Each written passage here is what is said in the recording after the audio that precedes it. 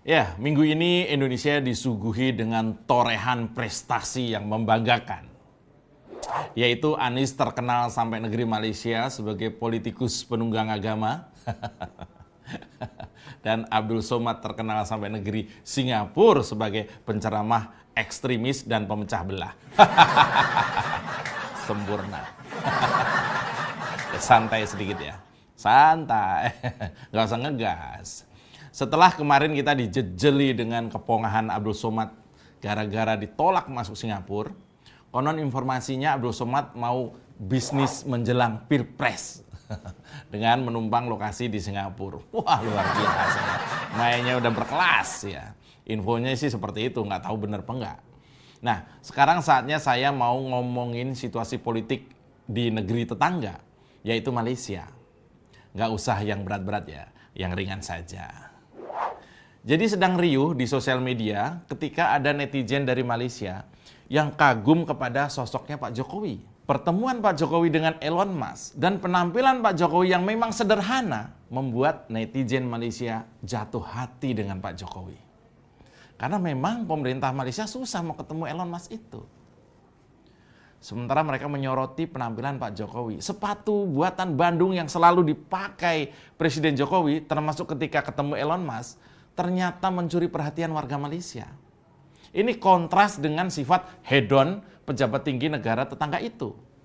Nah, selanjutnya netizen yang bernama Syed Akramin itu memuji Presiden Jokowi sangat memperhatikan detil-detil yang bertujuan memajukan karya bangsanya, yaitu dengan memakai sepatu lokal di ajang internasional.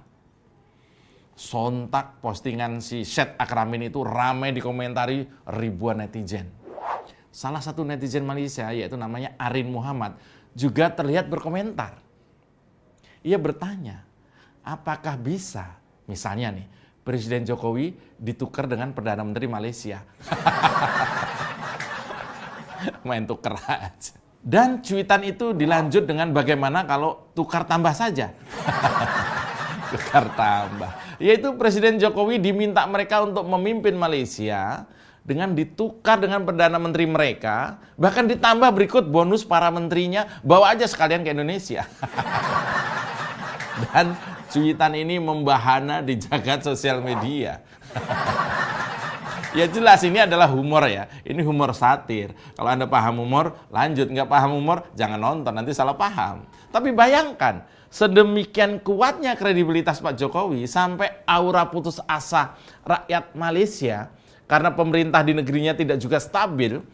Ini nggak stabil tuh karena pasca selama 2 tahun terakhir sudah 2 Perdana Menteri mundur di Malaysia itu. Membuat mereka berandai-andai bisa mengimpor Pak Jokowi untuk memimpin mereka. Ini keren banget sih. Tapi yang kocak adalah, yang kocak adalah ketika salah satu netizen Indonesia membalas komentar Arin Muhammad ini, ia menawarkan bagaimana kalau Perdana Menterinya ditukar dengan Anies Baswedan saja. Sambil ditambahi pesan satir bahwa Anies itu lebih baik daripada Pak Jokowi loh. Mungkin awalnya dikira nggak bakal tahu lah orang-orang Malaysia tentang Anies. Jadi kelakar itu dibalas dengan kelakar, yaitu nggak usah minta Pak Jokowi memimpin Malaysia dengan tukar guling Perdana Menteri Malaysia, berikut menteri-menterinya nggak usah. Tapi ambil aja nih Anies dengan gratis, dengan ongkir ya, tanpa ongkir sekalipun dikirim ke Malaysia. Ternyata nggak begitu. Ternyata orang-orang Malaysia juga tahu kelakuan Anies di sini. Bahkan secara vulgar mereka menyebut Anies sebagai religion rider. Religion itu agama, rider itu penunggang alias penunggang agama. Ini bikin netizen Indonesia ngakak berjamaah. Selamat datang di Oposisi 69 MM bersama saya, Mas Jopray. Tarik Bambang Indonesia, oposisi tanpa isi kepala. Oh no, ini negara gua. Oposisi gak ada otaknya. Semua isu jadi santapan, tak ada solusi, semua ratapan.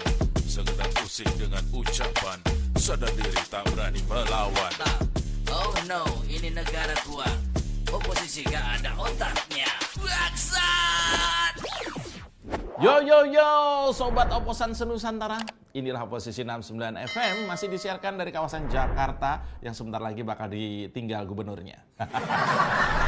Jadi begini ceritanya. Ada keriuhan di sosial media, yaitu humor satir tentang tukar-menukar pejabat antara Malaysia dan Indonesia. Kalau humor ini mau dilebarin lagi, tentu saja kita punya banyak stok pejabat atau figur yang siap diekspor karena di dalam negeri ini kita surplus. Kemarin kita mau ekspor kadrun ceritanya nih, berkualitas kadrunnya. Memang bukan tangan pertama, second, kondisinya prima, galaknya minta ampun, surat-suratnya sih lengkap. Meski casingnya agak lecet-lecet gitu, tapi masih banyak peminatnya. Harga jualnya juga tinggi. Kita ekspor ke Singapura, sama Singapura di reject. Nah ini juga terjadi perbincangan. Dia bilang kan dideportasi. Nah ini bedanya ya. Kalau sudah masuk, tapi kemudian dikeluarin, itu namanya deportasi. Tapi kalau belum masuk, tapi sudah keluar, itu namanya ejakulasi dini. Lalu ada juga penawaran, Anies. Ada netizen yang nawarin Anies, tapi ternyata publik Malaysia juga sudah paham. Bahkan katanya yang kayak Anies, yang mereka juluki religion rider alias penunggang agama, di Malaysia juga ada dan sama saja, yaitu mulai nggak laku. Dan kita sebenarnya juga siap. Kalau misalnya Malaysia membutuhkan seseorang pejabat berasal dari Indonesia, ambil saja. Kalau nggak mau Anies secara gratis dengan bonus Fadli John, ada lagi ya, figur lain banyak kalau mau. Misalnya Menteri Perdagangan. Kalau mau diambil silakan. Nah, atau menteri-menteri yang lebih sibuk kerja dalam rangka pencapresan daripada ngurus kerjaan utamanya sebagai pembantu presiden, ambil aja deh borongan. Nyesain. Atau perlu akademi berkualitas, akademisi. Ada. Kami siap lepas Musni Umar. Bonus berkualitas seorang aktivis kuliner kalau mau. Namanya Novel Bak Mukmin. Marah lagi. Meski ini satir alias humor kebalikan, satir itu humor kebalikan. Tapi ini gambaran nyata bahwa memang orang yang menyebalkan itu ada di mana-mana. Bahwa orang yang menjadi musuh bersama kewarasan itu akan selalu ada di sekitar kita. Nggak perlu panik, nggak perlu kita merasa kalah sebelum bertindak. Banyak cara meredam bahkan melumpuhkan orang-orang seperti ini.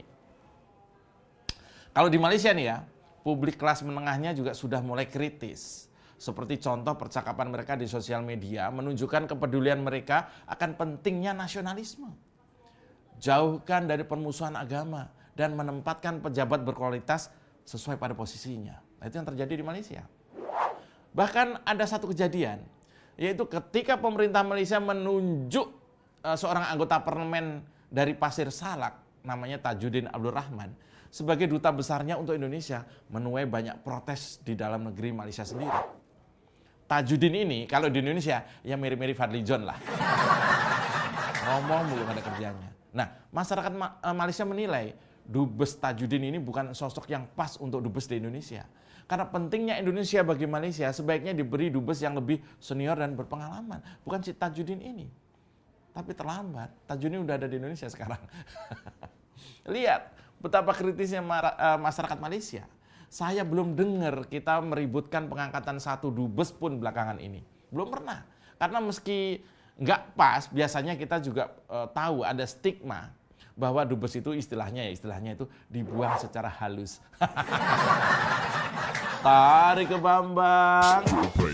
Mau kemana kawan, tanpa arah tujuan, cari masalah rawan, urus saja masa depan. Bangun tidur suruh ngomong 5 halaman, ya begini jadinya. Nah, Anies dan Uas, dua orang dari jalur kadrun yang mencoba mendunia. Anies ke Eropa entah jualan apa, padahal pekerjaannya numpuk di Jakarta yang jadi tanggung jawab utamanya. Anies kok tanggung jawab? Mana ada Anies tanggung jawab?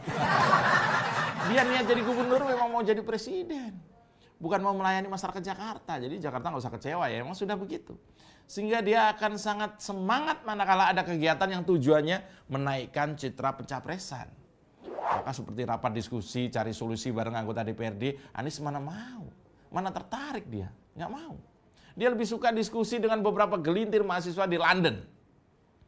Karena di situ tidak bakal ada interupsi, tidak bakal ada debat keras melawan kata-katanya yang memang cuma kata-kata itu. Karena diskusi dengan mahasiswa secara citra itu bagus. Kesannya elit dan pintar. Kesannya tampan dan berwibawa.